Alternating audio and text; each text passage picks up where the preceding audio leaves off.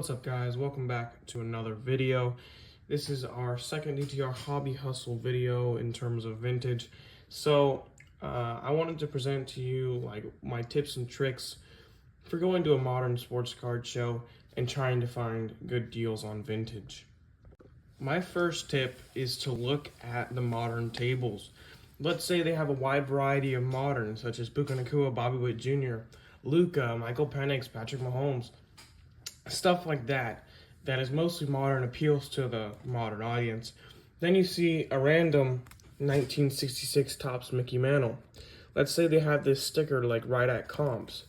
Well, you might look at it, you'd be like, that actually looks kind of nice, and you examine it, you can take it out, look at the condition, and if the condition's nice and it's at comps, they always will take a percentage off most of the time if you're at a modern table. And I feel like that's a great way to pick up some nicely conditioned vintage, or if it's actually lower condition, I would just pass on it because they're going to have it stickered at comps because they don't know that vintage is a lot of the time based on the eye appeal and the conditioning on the card. My second tip is to always look in the value bins, especially if you're at a modern table and they have a vintage value bin, because all these just from the last card show I went to, every single one of them is from a dollar bin. So I mean, let's just pull out some examples. This is a second year Raleigh Fingers. I mean, it's off center, but you know, for $1, you know, and once you bundle all these together, you're gonna be paying less than $1 on them. So you 69 McCovey Sporting News, that's a nice one right there. Not a lot of people know this, but that's a Jimmy Wynn rookie card in excellent condition. This is just a Tiffany 84 Necro. Now those are some commons. Dick Groat's pretty good. You got Marischal, Torrey, Hunter.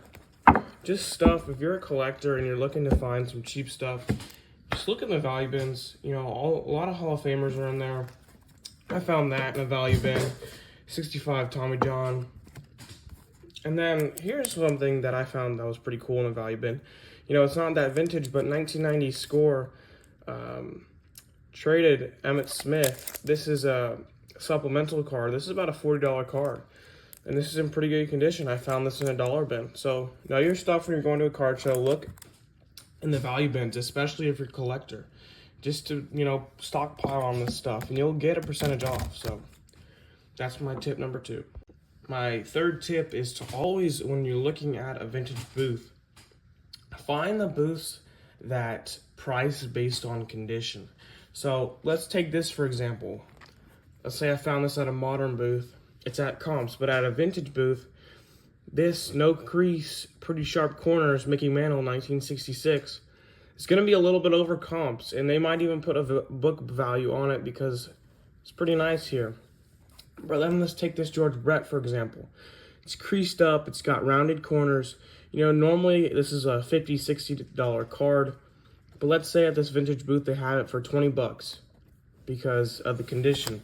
Or let's take this Hank Aaron, for example. Pretty nice Hank Aaron to the naked eye.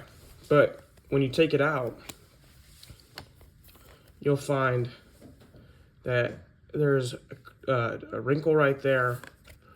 And then there's a pretty decent sized wrinkle going along the back right here. So, you know, be careful of condition. If you can't see it to the naked eye, maybe take the cards out. But look at condition, if they're pricing on condition, and if you just want to pick up some nice, cool, let's say George Brett rookie card, you know, I recommend finding the tables that price based on condition, so you don't have to pick up a $100 one of these that's in sharp condition. That's my tip number 3. My tip number 4 is if you're buying with PSA or SGC or Beckett, you need to look at the grade of this card. Like, look at this grade. It's an 8, but it's the older label. You know, and if you're a reseller especially, you want to look out for these. Most of the time they'll have them right at the comps of an 8 in the newer label, but a lot of your buyers want the newer label. So I would recommend maybe holding off on purchasing one of these if it's in an older label. Now, if you're a collector and they've got one of these, and you've been wanting an 8 of 1970 Lou Brock for a long time, go ahead and pick it up. But if you're a reseller, a lot of the buyers do not want the older label, and PSA and SGC. That's my tip number 4. My tip number 5 is to look out for the players that could have a spike in their value. Like, let's take Sandy Koufax, for example. I picked this one up at my last card show, and this is a second year 1956 Topps Grayback Sandy Koufax, and a 1.5. So not an entirely expensive card, but as you know, he's getting up there in age, and if he passes away, his market will shoot up, just like how Pete Rose shot up, and many other players that passed away, unfortunately. And he's a Hall of Famer. This is in his Brooklyn Dodgers uniform, so even more rare. Just look out for the players that could have a spike in their market. If you're a reseller, especially if you're a collector and you just want to get a hold of these players before their market increases, I also recommend taking a look at these players when you're at a card show. That's tip number 5. Tip number 6, when buying, I'd say not higher grade, but higher value cards, you need to look at their actual eye appeal. This is especially if you're a reseller. Let's take this 65 Topps Mickey Mantle, for example. I picked this one up at my last card show. Now, I did pay considerably less than what PSA 3 comps for, especially it's in its older label.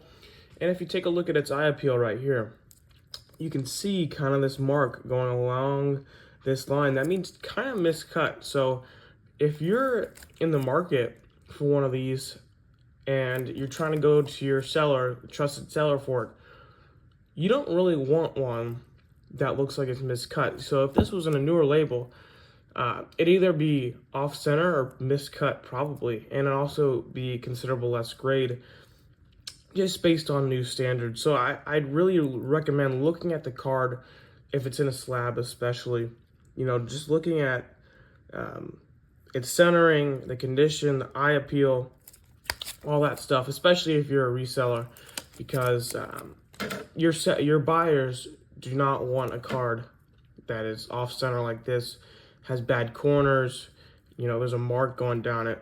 But it is a 3. This is probably about a $400 card with good eye appeal. Now, this is probably, I would say, about a $320 card with this eye appeal, but, just look out for that when you're at a show. Tip number 7 is to sometimes take the risk when you're looking at cards that are rare. So let's take this Emmett, for example. As I already shared, I picked this up for $1. Not a lot of people know about these score supplementals, but I picked that up. It's probably about a $40 card. I picked it up in a dollar bin. So, take the risk even if you don't think it's worth that much. If it's rare, you always want to take the risk. So taking this, for example, this is a rare card. You look this up on eBay, you find maybe one sale of it that was 3 years ago or something. So 1919 W514 Hall of Famer Sam Rice. I saw this at a show. It really sparked my my buying, and I really wanted to pick it up.